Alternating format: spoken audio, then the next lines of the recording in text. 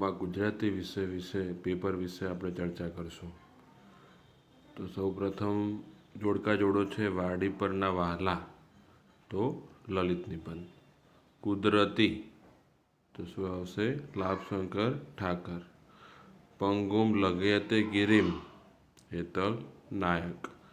સમાજ સમર્પિત શ્રેષ્ઠી, રેખા ચિત્ર. એના પછી એક એક વાક્યના પ્રશ્નો છે પૂછવામાં આવ્યા છે. નાની બાળકી પ્રાર્થના કરવા ગઈ ત્યારે શું લઈ ગઈ સાથે? તો છત્રી લઈને ગઈ. પછી ટૂંકમાં છે, પછી સવિસ્તર છે, પછી પદ્ય વિભાગ છે. એમાં હાયકુ કયા દેશનો સાહિત્ય પ્રકાર છે? તો જાપાન. નરસિંહ મહેતાની કર્મભૂમિ જુનાગઢ આવશે. અમૃત લાલજીભાઈ ભટ્ટનું તખલ્લુસ ઉપનામ કાયલ હતું. રસ્તો કરી જવાના કાવ્યના કવિનું નામ શું છે? અમૃત ગાયન. પછી કાવ્ય પંક્તિ પૂર્ણ કરવાની છે, એ તમે લખી શકો છો, ટૂંકમાં ઉત્તર આપવાના છે. એના પછી છે જોડણી શોધો, તો પરીક્ષા. પછી આશીર્વાદ. સંધિ છોડો અને જોડો હિમાલય, તો હિમ વત્તા આલય. વાત પ્લસ આવરણ, તો શું થશે? વાતાવરણ. પછી આવડદા એટલે શું થાય? આયુષ્ય. ખોળ્યું તો શું થાય? શરીર. સમાસ ઓળખાવો મહાત્મા, મહાન આત્મા. જો આગળ વિશેષણ છે મહાન, તો શું આવશે? કર્મ ધારે.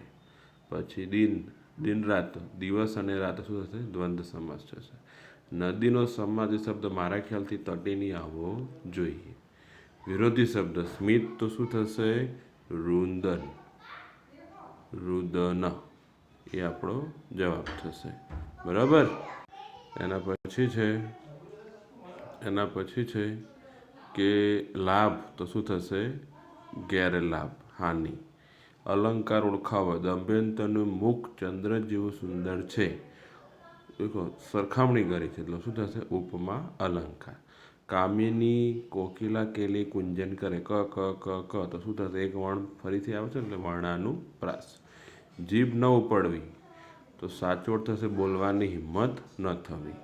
કહેવતનો અર્થ હિંમતે મર્દા તો મદદે ખુદા.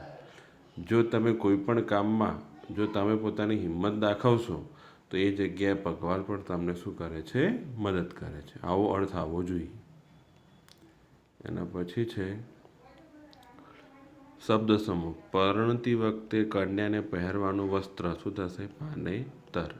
વિદ્યાર્થી કયું લિંગ છે? પુલ્લિંગ. નદી છે એ સ્ત્રીલિંગમાં આવશે.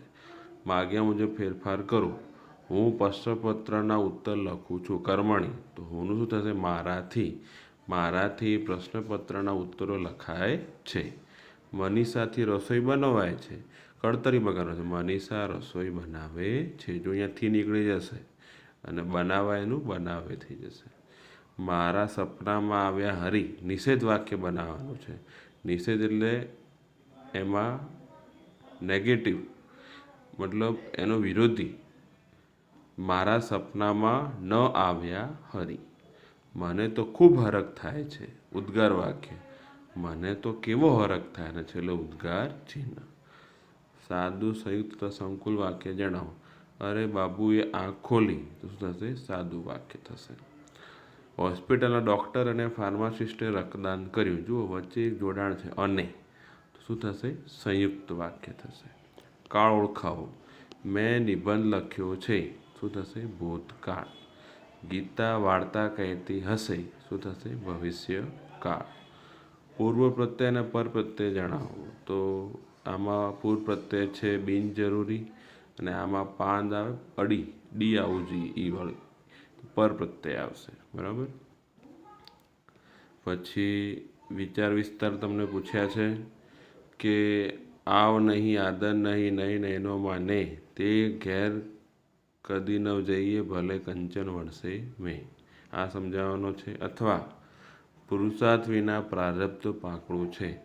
જો તમે મહેનત નહીં કરો, તો એ જગ્યાએ તમારું નસીબ પણ તમને સાથ આપશે નહીં. એ સમજાવવાનું છે. પછી જન્મદિવસની ઉજવણીમાં આમંત્રણ આપતો પત્ર લખવાનો છે. એના પછી છે રમતોત્સવનો અહેવાલ લખવાનો છે. ઉત્તર આપો. નદીને શાની ઉપમા આપી શકાય? તો માતાની ઉપમા આપી શકાય.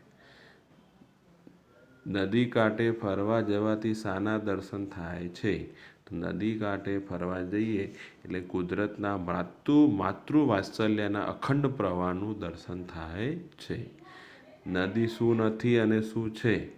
નદી ઈશ્વર નથી, પણ ઈશ્વરનું સ્મરણ કરાવનાર દેવતા છે. યોગ્ય શીર્ષક આપો તો શું છે? નદી માતા. પછી બે નિબંધ પૂછ્યા છે, ઉનાળાની બપોર અને માતૃપ્રેમ.